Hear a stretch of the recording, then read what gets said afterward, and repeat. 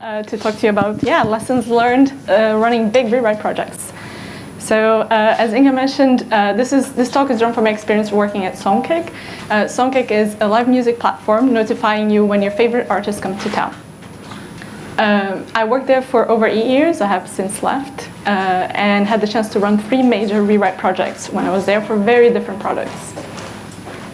The first one was songkick.com, so it was around 2011. We were trying. Should I sit on one place? So the first one was songkick.com, 2011. We were rewriting a monolithic application into front ends and services. And the other 2 rewrite projects that we ran was after a merger with another company where we inherited lots of really good things, but also a rewrite from scratch that was in progress for a ticket store app and an internal tools system that needed a lot of help. Cool. Is the mic okay? Is it fine? Cool. Cool. So I had done another talk about the first rewrite in 2011. So this talk is a continuation on that theme, and there's a different title for this talk. Who knows who these charming men are? Some nods, not a lot actually. So they're the Smiths. Apparently, well, with Morrissey political views aside, if you know about that, if we can, their song titles fit really well with this topic, and it's Songkick, it's music based, so I thought it would be a nice theme. So I'll use their songs throughout the talk. So if you know them, you spot them, you get a playlist at the end. So I'll talk through the problem, how to start, how to run, how to finish, but most importantly, how to never need this kind of project ever again at the end. The problem, so let's start with that. So everyone here is really great at their jobs, they write really good code, but somehow our code seems to have an inevitable path to disorder and growing way too much and being really hard to change. Why is that? So you shipped a new project, your customers are happy, they're using it, you might consider that project done, but it's only really finished, the code is really done once it's not running in production anymore. In the meantime, it's going to be forever changing. Requirements will change, you'll be fixing bugs, or maybe if nothing changes, things around you will change, so frameworks, APIs will change, you'll have to evolve, or maybe you can't handle the number of users you have anymore, so you have to change that as well. So all that time, the software entropy, so the disorder in your code is growing. If you disregard that entropy, you accumulate features and dependencies until it's too hard to make any changes. In the case of the ticket store and internal tools project, there were not enough tests and not enough structure, which made it very hard to understand and very risky to change. In the case of the other side of the spectrum, on songkick.com, it was actually kind of over-engineered. I can say that because I wrote a lot of that. And it had really slow tests, which also made it very hard to change in the end of that as well. Sarah May had a really interesting metaphor to describe code that was like that. So both the under and the over-engineered, a hoarder's house. So there are really great and useful things in there, but it's very hard to see the good things that are in there, and it's really hard to change anything because it's a mess that you built throughout the years. It's hard and risky to change anything in there. So, something needs to be done, like that hoarder's house is super dangerous. If only you could throw it all away and start with a new set of furniture, everything would be better. It's a big project, it will take time, and it will impact delivery on other features that you have to do, but it's needed, so congratulations, you're about to embark on a big rewrite project. But first, you can ask yourselves 2 questions. Is it the right time to do it, and is it the right reason for it? There is a point in time where it pays off to invest in maintainability for a project, but before that, it might be worth focusing on getting the product to market faster and getting feedback. So at Songkick, we had 2 distinct product delivery or development modes, discovery and delivery. During discovery, the main goal is to learn as quickly as possible and validate ideas and hypotheses that you have to find the product or the feature's market fit. Once the value is proven, it's about delivering. So during this phase, the focus is on stabilizing, making sure the product or feature is easy to extend or change confidently. So during product delivery is when investment in tech and a well-timed or well-planned rewrite could be useful. It only makes sense to invest in a big technical project if the product that you're trying to rewrite has a proven value to the business today. So, is it the right reason? Before you ask for time to work on this project and potentially pause adding any externally facing features to this product, right? Make sure you have a good reason for it, and that it's not just an exercise in technology for you. So first, find the business case for your project. If you're unsure how, spend time with business stakeholders and try to understand the industry that you're working for and understand what value technology is bringing to it. Once you can articulate that, then you can understand how the current system that you have that you want to replace is preventing that value from happening. If you can't explain that reason to someone outside of technology, you don't have a good enough reason yet, so keep digging, keep trying to understand where that value comes from and how this rewrite will help that. So, is it the right reason? Yes, if it's a business case that's understood by all. Yeah, we're not hired to deliver code. We're hired to deliver value in whatever form it takes in the organization that you work for. So you need to first understand where that comes from. My favorite slide. Cool. So now you know the value that this project will bring. How can you get the business on board? So how can you get whoever decides how time and people are organized in your company to give you the time and everything that you need to do to get this job done? So, yay, you have that. You have a clear business case already because you did your investigation, so that's great, good job. The other good reason for having one clear goal is that you'll have lots of hard decisions to make during this project. So having that one goal will help you prioritize and make those decisions. So, create excitement about this new world and what it will look like. So it's not going to be just about making the code last bad or making fixing the slow tests or fixing the flaky build or whatever. It's going to be about what you'll be able to do once this project is done. So make it about how this project will be a transformation for where you work. Paint this picture of a better future for everyone, not just for you as a developer. And speaking of that, so find allies outside of your department. So they're also probably as frustrated as you by this lack of change and lack of movement.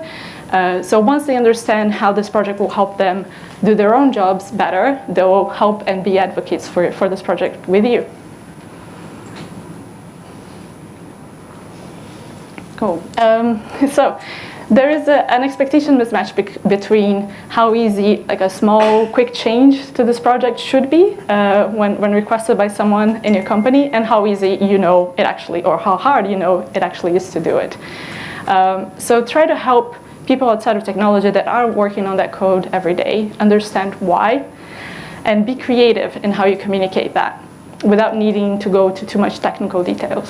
So here are two examples of diagrams, not very well detailed, but this is what I kind of did something similar to the internal tools and ticket store projects.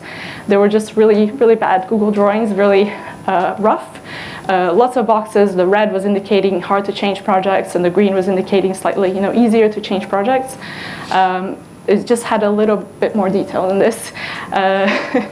But it was really good to have a way to communicate to everyone outside of tech what was easy to do and hard. And on the positive side, it also helped us understand which areas were actually easier to change so that the business could focus their short-term goals in those areas while we cleaned up the red areas. Another thing that helps a lot is using metaphors. So I mentioned the hoarder's house. I used urban planning, gardening, I don't know, lots of different ones. So find the one that will resonate with the people that you work for and will help them understand why your code is in the state that it is today. Cool. So unfortunately, it's not going to be after 1.5 hour presentation that you're going to do to everyone that everyone will buy into this project. It will take a lot of time and persistence, and it will require you to communicate your message multiple times to different audiences. So have a clear message when you're communicating. Obviously adapt to the audience when you're talking to, but try to use the same diagrams, words, metaphors, the same language for all communications, because there's a lot of power in getting everyone speaking the same language. Have I mentioned you have to repeat yourself? Yes, so it's really the case. Like, it takes time for people to absorb your ideas and buy into it.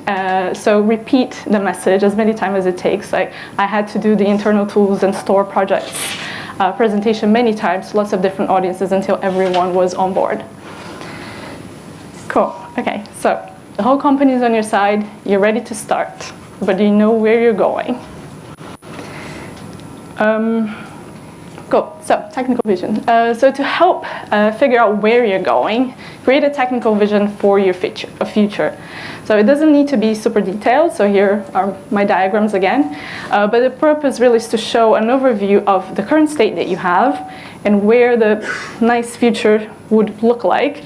But really then just guidelines and principles that you're going to use to get there. So this is not about over-specifying. Technical architecture is not set in stone. It's really a process and an evolution, as they say. So it will be discovered by your team once you start taking the first steps. Decide what's right for now, and then review and iterate on those decisions as you learn more. If you're not sure what the first step should be, I suggest prototyping. So on the rewrite for songcake.com, we had the technical vision of going towards front ends and services, but we had different ideas about how to get there. So we time-boxed 2 weeks to work on those two ideas. We had 2 teams working on them and understanding the pros and cons of those approaches. And then after those 2 weeks, we decided together and agreed on what we believed would be the best approach to get to where we wanted faster. So the main point here is that your engineering team should be engaged and excited about the future and why you're going there, and that you're all figuring out your path as you go. Cool. So how to get from the current state to the tech vision. So your first approach might be, let's throw it all away. Start from scratch. Greenfield project. What a dream. So what does it look like when you're rewriting from scratch? There are usually 2 teams. Like, one is maintaining the legacy application, because you can't turn off the application that's being used by your customers. And then in parallel to that, you have a new team building the new application until eventually this is done, and then you can delete the legacy application finally. Yay. So a greenfield project is easy to think about because there's all shiny and new. There's no baggage of legacy holding you back. But there are lots of kind of drawbacks to that approach. I'm sure everyone here can see them. But the main one is that you only have a value delivered at the very end. So you don't know if what you're building is the right thing, is it easy to maintain, or even if it's the thing that your customers still want. You only discover all those things once the whole project is finished. And because of that, it's also very difficult to switch priorities. So until you're truly done, the time you invested on the new application hasn't paid off. And ultimately, you'll want to add a new feature to this project, whatever the legacy or the new one, but given you haven't finished the new one yet, the legacy application keeps growing when you actually want to kill it, so that's not ideal. So yeah, rewrite from scratch is a waterfall process for rewrites. Like, we don't build products like this anymore, so we shouldn't approach technical migrations in the same way. And this is why most of these rewrites are never really finished, because when faced with priority changes, companies will focus on what helped them survive. So there's another way. Martin Fowler coined a migration approach a strangler application. Someone mentioned that in a different talk. So the metaphor, another metaphor, coming from strangler vines that start growing in the upper branches of a tree until they gradually work their way to the soil. So the strangler vine is your new application, kind of gradually replacing the legacy one. So in this approach, you usually have one lane of work carving out the functionality from the legacy application. It doesn't necessarily mean you're working on the same project or even the same language, but the thing that you need is a way of linking the 2 applications between the legacy and the new one. Because of that, it is more complicated to understand because you're having to untangle the legacy and maintain 2 applications and that connection at the same time. But the big positive is that it delivers value throughout. So you're continuously and completely replacing the legacy application feature by feature until it disappears. That means you're testing not only the technical approach that you have, that you decided, you're testing data migration, you're testing migrating users, monitoring, everything end to end. So you're validating all of those areas. This also means there's an incentive to pick features that you're migrating to the green application by business priority order. And when the requirement for a new feature comes in, you can add it to the new application at any point here. So we've used the Strangler approach many times at SongCake, and I highly recommend it. So this is kind of trying to show an example for the internal tools rewrite. So it was a web application that had two different routes. So we took end-to-end slices of that legacy application, the big red one, focusing on a user flow per department and prioritized by the ones which were causing the most pain, because this application not only had a lot of technical debt, it also had a lot of design and product debt too, so the end users were not happy about it. So we would build a new user flow and get some of the end users to give us feedback and try it out. At this point, this is release production, so actual users are using it. We would do small tweaks and improvements as needed, and then once we're happy with it, we would migrate all the users to the new one, but hopefully not stay at this state for a long time because it's using the same database. So it's a bit more complicated to deal with. So once we're happy with it, you delete the legacy customers from the legacy application. The Strangler approach allows you to adapt and change direction. It has better cost management, and you can pause at any time in that process, and again, you have something better than you had before.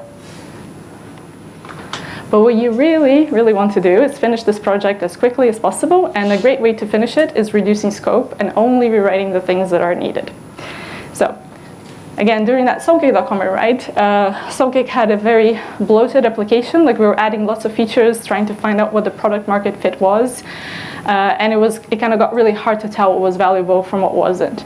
Our first attempt at that rewrite failed miserably because we were kind of reevaluating every corner of the site as we were rewriting it, and then asking a product owner or a designer questions like, is this really needed? Can we simplify this?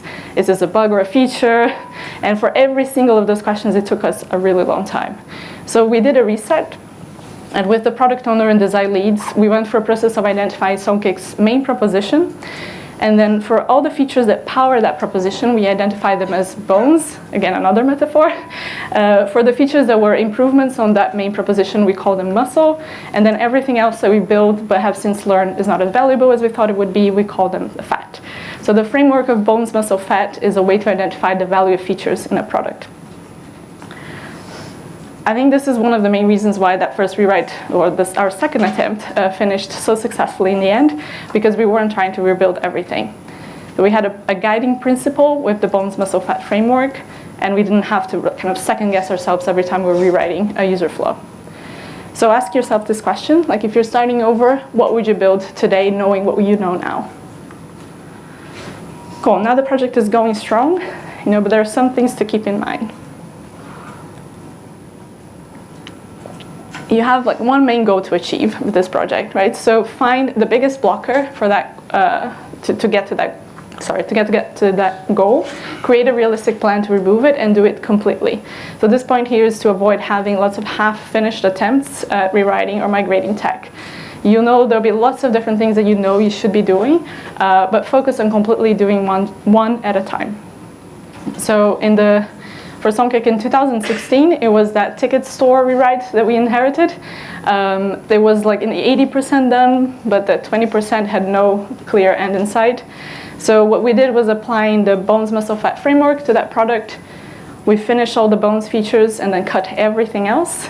And then together with the sales team, we created a migration plan for all the customers that were still using the legacy application.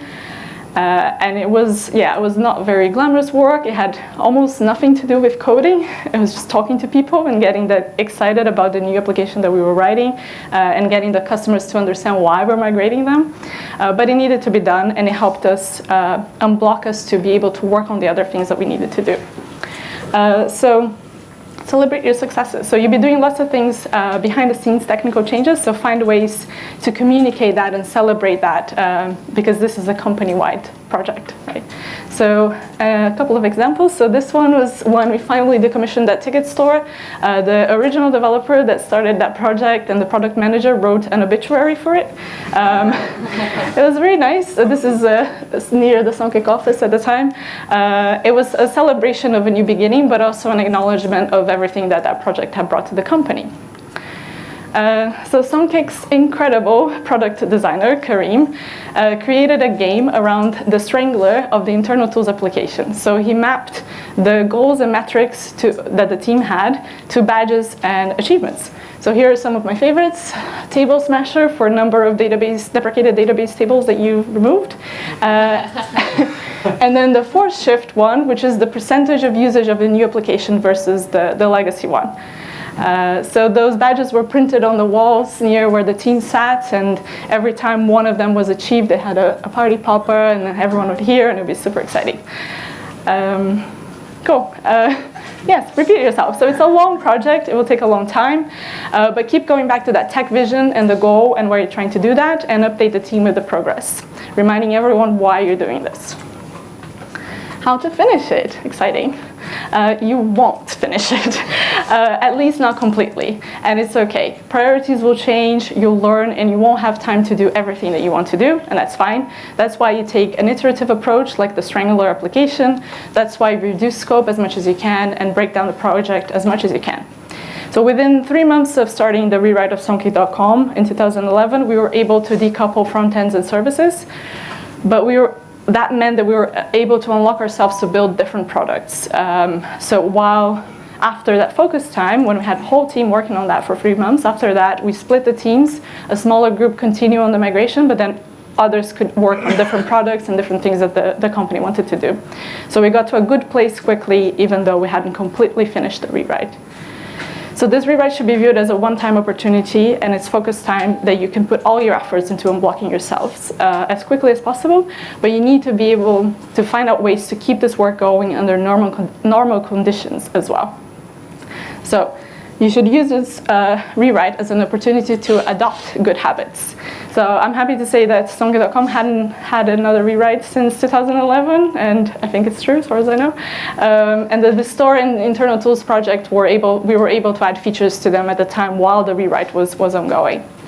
Software entropy is a reality. If you're supporting software that's being used, you'll need to change and maintain the code. So the important thing is to keep ahead of that entropy and keep at a manageable level, and when possible, reduce a scope and the amount of code that you need to maintain. So we know maintaining software has a cost, but for the rest of the company, maybe that's not very visible. So find ways to highlight that.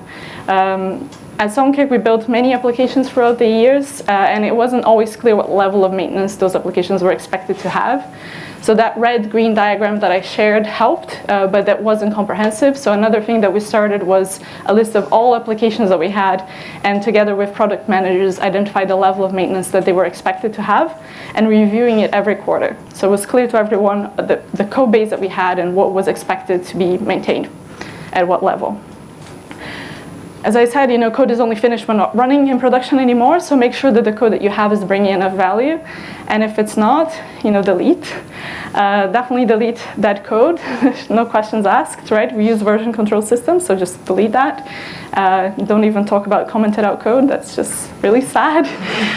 But yeah, go a step further and make reviewing whole features and products as part of the conversation. So as part of that maintenance level conversation with the application inventory, sometimes the answer was, this is not bringing enough value to maintain it, so let's decommission it, and that's okay. It's part of the life cycle of a product or a feature.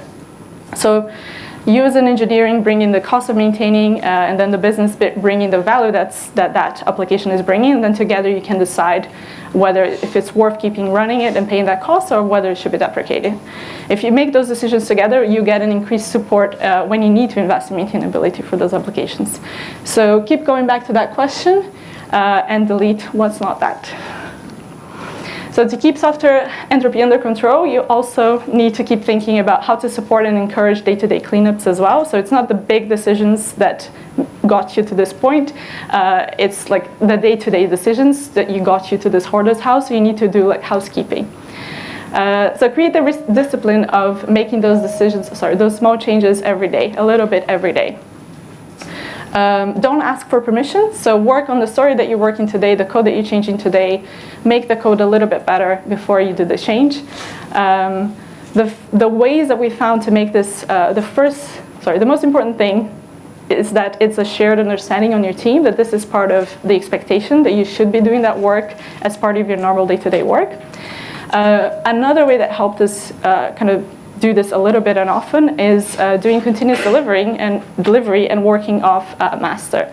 So having continuous deployment to production and a fast release cycle was really important to change the mindset that any change could be done, and it removes all the friction of making small code changes and creates the confidence for developers to be proactive and make those small improvements day to day.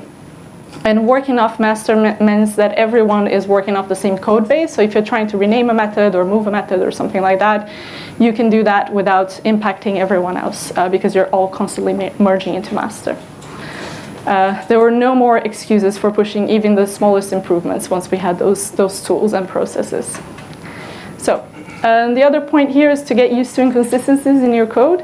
So your code is never going to be perfect. That's not the point anyway. So if the goal is to deliver business impact and the project will be changing all the time, there will be inconsistencies. Get used to it.